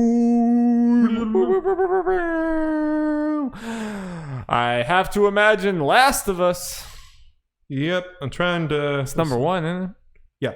I was going to pull up the Matt Piscatella. Yeah, boy. Wait, I can read down that shit. Let's see here. What we got here? Okay, this is what we got. Last of Us, number one. Who could have guessed? The best-selling game, obviously, of June. Instantly becomes the third best-selling game of the 2020. Generated the highest launch month dollar sales of any 2020 title so far this year. Second biggest launch for a Sony published game in history, only behind Spider-Man. Which I saw that was about launch month, which Spider-Man yes. Yeah. About to get to that. It's for the month it came out. Spider-Man came out at the beginning of the month, while Last of Us was more towards the end. Yeah, that's what those numbers are always kind of dumb because it's like you're really you're comparing 4 weeks of Spider-Man to like a week and a half of Last of Us. So the way the cookie crumbles sometimes. Because The Last of Us was the faster selling game than Spider-Man. Yeah, it's just yeah. Well, there's also a thing of potentially of maybe Spider-Man still would have been more, but it would have been a thing of U.S. versus worldwide. You just don't know. No. Unless Sony U.S. says otherwise. I guess, yeah. Call of Duty Modern Warfare, number 2. I kind of like how I don't think he's always done this, but he has a thing right here, which will be fun for a couple things, which is last month's ranked. There's one game in particular that's hilarious. Number 3, Animal Crossing, New Horizon, no digital. Grand Theft Auto 5 at 4. Mortal Kombat 11 at 5. Red Dead Redemption 2 at 6. Number 7, Ring Fit Adventure. You know what rank it was? Well, I know you saw. It's 800. Yeah. Dear viewer, last month Ring Fit Adventure was 835th. And I can promise you it's not because people weren't interested. It's because it had no stock that month. No, in fact, people were very interested. People are craving Ring Fit Adventure. Like, I legitimately think, Darby, at this point, if the Smash Pass was picked a little later, we would have Ring Fit Adventure as a character. Just because of coronavirus, pretty much. Yeah. At 8, NBA 2K20. Number 9, Mario Kart 8 Deluxe. Number 10, moving up in its second month, Minecraft Dungeons. I think it came out the end of last month. It's not too surprising. Oh, cool. Yeah. Let's see. Move down to see a couple other things. Number 18, Persona 4 Golden. Just from the Steam thing, and also important, like it's only $30, right? Not bad for a super old RPG. Last month it was 615th. Hey guys, it's almost like if you put Persona games on other systems, people will buy them. I'm like, I guess Sony just allowed them or the contract ran up, but I have to imagine that the reason Persona games aren't on other things like Persona 5 is because of some weird Sony contract. So cool. In 7 years, we'll get Persona 5 on PC and Switch. Yeah. And at number 19, a new game, SpongeBob SquarePants Battle for Bikini Bottom Rehydrated. I think that's pretty good for that game, especially since this is revenue-based. It is not a $60 game. Yeah, very niche game. Thing like that. Let me see if there's any other... other... Lots of nostalgia sales. Yeah, I had to force myself. I had to make myself be strong and not do it because I definitely played that game a lot as a kid. Okay, best-selling games of the year so far. Number 1, Call of Duty. Number 2, Animal Crossing. Still. Number 3, The Last of Us Part 2. It's fast number 3. Yep. Number 4, Final Fantasy VII Remake. Number 5, Grand Theft Auto 5. Number 6, NBA 2K20. Number 7, Dragon Ball Z Kakarot. Number 8, MLB The Show 20. Number 9, Resident Evil 3. Number 10, Madden NFL 20. I like for all this, literally, like, the order didn't change for any of these, like it sometimes happens.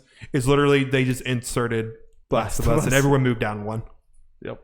That's just the way it works. In general, hardware stuff is, Switch did pretty good. I think it was the first month that it was down, and hardware sales in general were down, which makes sense, I think, at this point. Yeah. Like, I think the whole Corona making people buy game stuff, like consoles in particular, are kind of going down a little bit. Probably.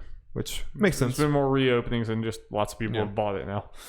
Mm-hmm. So that is, unless we have, anything else you want to talk about, Darby? Not a crazy NPD month. No. Not surprised to see Last of Us super high up there. I'll be interested to see where Ghost ranks up there. I'm trying to think what other ones would go up against it potentially. I can see Last of Us still beating it next month potentially. Maybe. I mean, probably not, but there's definitely a lot more. I mean, who knows? It's a gaming industry in our own bubble, but there's definitely more hype for this than like Days Gone or something. I would expect Ghost to do like somewhere around Horizon numbers, whatever it did around its launch time. That's what I would expect. Maybe a little more. Okay. Yeah, I think that's reasonable. Okay, so quick last little thing. Let's get some betting special updates done.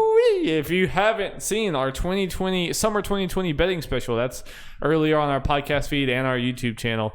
Pretty fun video where me, William Outlaw, and Jacob Hamill are all going against each other with bets and predictions for the summer with some cool stakes on the line. And Jeff has spent hours in the lab counting double jumps. He's ready to give us a little update. Yep, and this is going to be the last update before the actual results show. Yes. Which cutoff is end of August. Yep, so some of the stuff I'm just going to say it, I have some of this marked as done and kind of compiled on the score because I think they might be, it's probably what it might be, or just kind of as an updating thing. It could change. Yeah. If something changes, I'm not going to, these aren't set in stone. Yeah. Some of them are, but the ones that could change, I'm not going to be stellar about it. This one, for example, we're going to do the yes or no thing. Will Ubisoft announce a new project with Nintendo? Darby said no. Will said no. Will said yes. Jacob said no. So far, it is a no. Again, that could change. There could be a direct tomorrow. They announce something. I doubt it. Yeah. I saw someone predict potentially like they could do like a what's it called, Starfield, or what's it, Starlink thing where they have a Kid Icarus thing for Gods and Monsters. Yeah, okay, and that would count. Yeah. Will Avengers get delayed? Darby said no, but it should. Will said yes. Jacob said no. So far, it is a no. So I get 2 points for no, and it should. Yes, it should. Yes. The reason I put that as just went ahead and counting it towards the points because I don't think it's getting delayed at this point. No, the marketing machine is ramping up too hard. Yeah, I mean, they already have possible, beta dates and all that kind of stuff and all that. So, of course, but if it does get delayed, I will change it. Yes. Will Ghost of Tsushima be Sucker Punch's best reviewed game on Metacritic? And for reference, the one before this, when I did this bet was Sly 2 at 88. Darby said yes. Will and Jacob said no.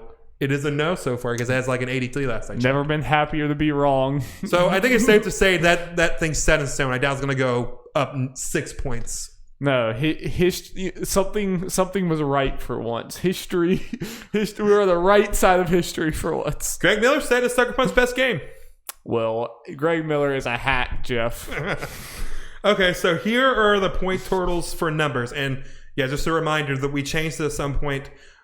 The way that's going to work, the one who wins the most of the categories, the sections, is going to be the true winner. I'm not adding up all points across all 3 sections. Yeah. So this is how it is. Darby, you have 2 points. Will has 1. Jacob has 3 at the moment. Very close. There's still a good many more to go in this one, but can't let that bull win. You gotta take him now. Oh, I also looked out of curiosity. There's only one more answer on here that you and Jacob have different. The best you can hope for is a tie. Damn. for that one. Which we still don't even know what we're doing about ties. I'm going to wait to see what happens because I might have to change it depending if it's a 3-way tie or a 2-way tie. We'll figure it out. We fight to the death. Okay, the whole levels thing about games, about what they announce and show for each game. Yeah. Okay, so this is what we're doing here, and just when I say a bunch of letters, A means regular trailer, B is cinematic trailer, C is like extended gameplay, D is release date. Horizon 2. I'm just not gonna bother reading just for the sake of confusion, not read off necessarily what everyone said for each one. Just say like maybe the good point, or I don't know. I'll say it and say what the points are, and if you have questions, what people said. Yeah, no, I won't. Just give us the updates. Yeah. So it was only a cinematic trailer.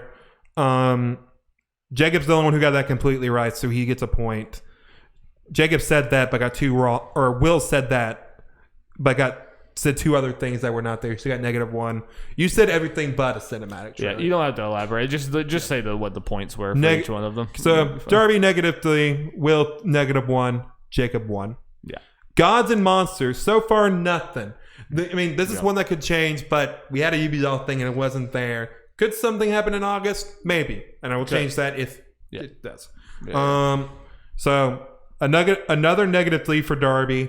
-1 for Will, -2 for Jacob. You all thought so was going to happen. Beyond Good and Evil 2, nothing has happened. Darby, you're the only one who put nothing. Smart boy over here. Yep. I don't believe.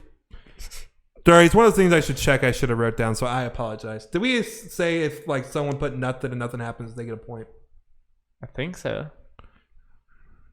I know there was all these rules. We had these conversations in the moment, and then like you don't remember any of these conversations, so we're gonna have to you need to, before you do the final thing, you have to go back and listen to that, because I remember there were so many things that I'm like, okay, I'm glad we settled that out, and then a few weeks later Jeff's like saying the opposite. I'm like, no, we clarified this, damn it. So I don't know, but I think so. Okay, I'll just give you the point for that for right now. But you definitely need to go back. But it sounds like something I would have decided in the moment. Yeah. And that we all would have agreed it on. Okay. So for that one, you got a point. -2 for Mr. William and -3 for Jacob. Like that that helps round. you make up a little ground here, Darby. It's a good round. Resident Evil 8. We only got a regular trailer. You got a -1. Will got 1 point, and Jacob got a -1. And Ghostwire Tokyo, we got a regular trailer. That's all any of you said was going to happen, so you all got a point. Yeah, we didn't do that many times, I don't think. Yeah, so. definitely not on this one. At most, two of you might have said the same thing. But that's Starlink. None of us are idiots, so we all said nothing. Oh yeah, Starfield. So Starfield, whatever, not Link. Yeah. Watch Dogs Legion. So everything happened there. You all said stuff happened. Yeah. So it just depends how much you believe stuff is going to get shown. So you got 3 points. Will got 2 points. Jacob got 3 points. Okay. So good round for people. And that's all we have so far. I don't have Tales of Arise or Elden Ring updated yet as nothing. That might not happen, but there's a chance. Yeah. We have reason to believe that could happen on Thursday. Yeah. So the totals for this round: -2 for Darby, 0 for Will, -1 for Jacob. That is very close, Darby. It is very close, and I have a feeling that whoever wins this is still going to have negative points. Might be. But I was worried, like, man, there might be a lot of points in this thing. It's like, no, there's going to be a lot of negatives. So yeah, for this one, I will say numbers. The number ones, I got most of these like done/updated at this point. Nice. So this will be a crazy one. How many first-party games will be announced? You said 3. Will said 8. Jacob said 13. We got in the PS5 event 9. So that's a Jacob problem. Yes, and we already had Pokemon Snap and the Jump Rope game from Nintendo. Yeah. At the very least. That damn jump rope game. So Jacob's already won that. Yes. That one. So he got 2 points. Will got 1 for that. How much straight gameplay will we see in Cyberpunk Night City Wire? You said 38 minutes 42 seconds. Will said 14 minutes 56 seconds. Jacob said 30 minutes 30 seconds. The only time there was actually gameplay, like straight gameplay in that thing, was that whole weird VR thing. Brain dance. Brain dance. And it was like exactly 7 minutes. You got the high, so you lost that one. Not as big as I thought it was. Will got 2 points. Jacob got 1 point. How many double jumps will we see at Sony/Microsoft events? Though the thing that will be interesting here is, we very well could be past the point of no return where it doesn't matter. Since I said just events and not the specific this Sony and this main Microsoft events, if they both have other events in August, those also count based on my wording. Yep. So you said 9, Will said 13, Jacob said 16. We had 11 during the PS5 event. Jeez. So you and Will are currently tied at 2 points for that, but I think it's safe to say with Psychonauts at the very least, that's going to go up. Those damn extended Ratchet and Clank gameplay. And Sackboy and Oddworld and Yeah. Kina got one in there too. Yeah. So that's where that's at. What percentage of EA's presentation will be spent on sports and mobile games? You said 6%. Will said 34%. Jacob said 16%. The correct answer, at least according to my math, was 4.12%. Your boy. So you got 2. Will got 1 point. How many new IPs will be announced at major events? You said 12. Will said 11. And Jacob said 24. So what I count so far in major events, and what I'm counting them so far, we had 10 during the PS5 event. Okay. Because all those indie games. Yeah. That helps. There's going to be a And lot of I guess, yeah. And 2 from EA Play. Okay. Because of their small games. Yeah. Yeah. So we got 12. So right now you're on the money. But you're on the money now, but there's 7 that needs to happen in the Microsoft or some other major event for you to lose that one. And these are new IPs and not new games. Right. Okay.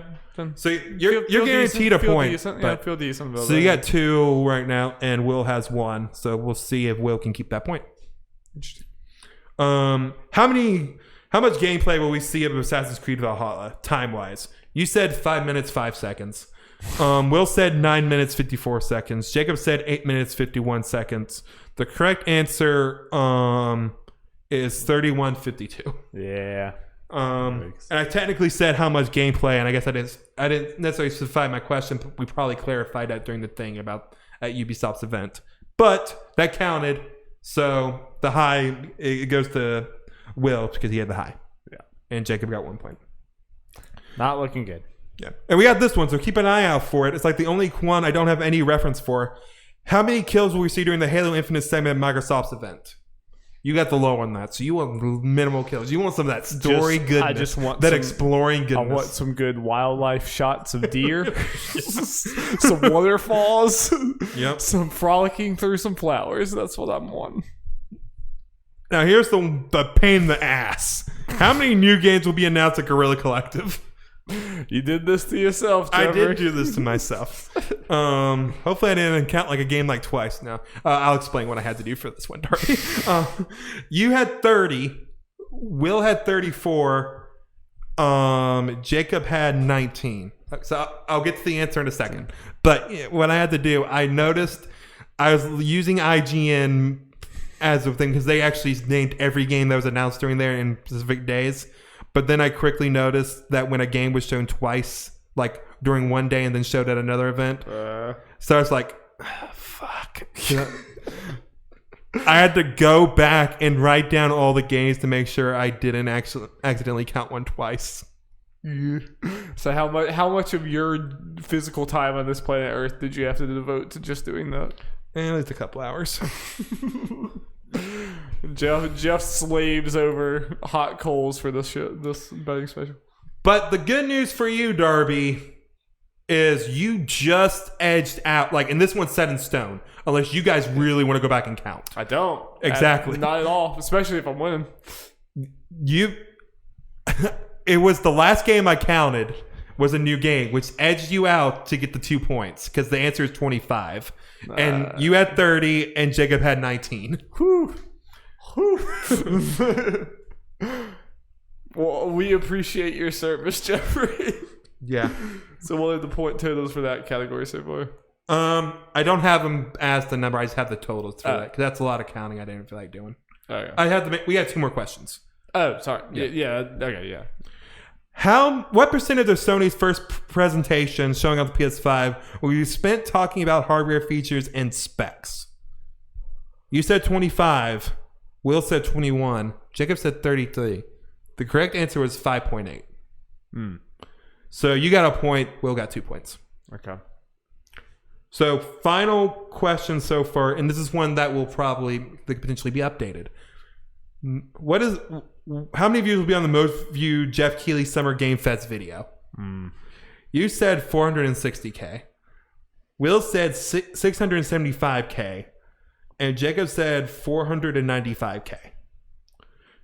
Right now, when I looked last night, it was the hands-on with the DualSense video. Oh, wow. I'm not counting and I talked to the Stadia thing. I'm not counting the PlayStation 5, his reaction and discussion thing, because that had nothing really to do with Summer Game Fest as far as it being something just for him. That was just him watching it. But I am going to count the Xbox thing, at least if there's a video just for his pre-show, because he's apparently going to have actual news during that thing, like actual reveals. So I'm going to count that. Yeah. So that's probably going to be it.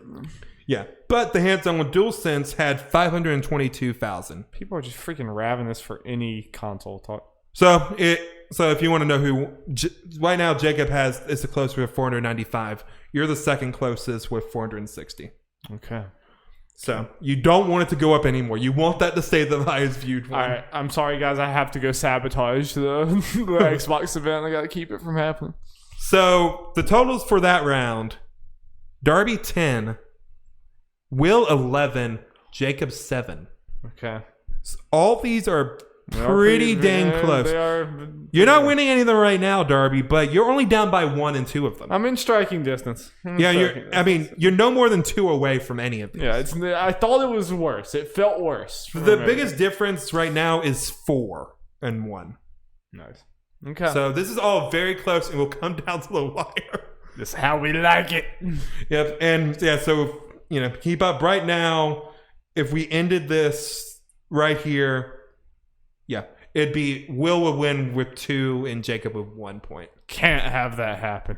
You can't have it. I can't even remember what people did as their punishments. I know you did ranking Final Fantasy 7. I can't remember what the other 2 said. I think Will's was me and Jacob have to do a TikTok video. Oh yeah, that's right. Which I forgot what Jacob came out with for the last second. I think it was just like writing a review for a game you really liked this year or something. That's lame. The thing, yeah. We all went pretty casual. It should have been playing and reviewing Deadly Premonition. 2.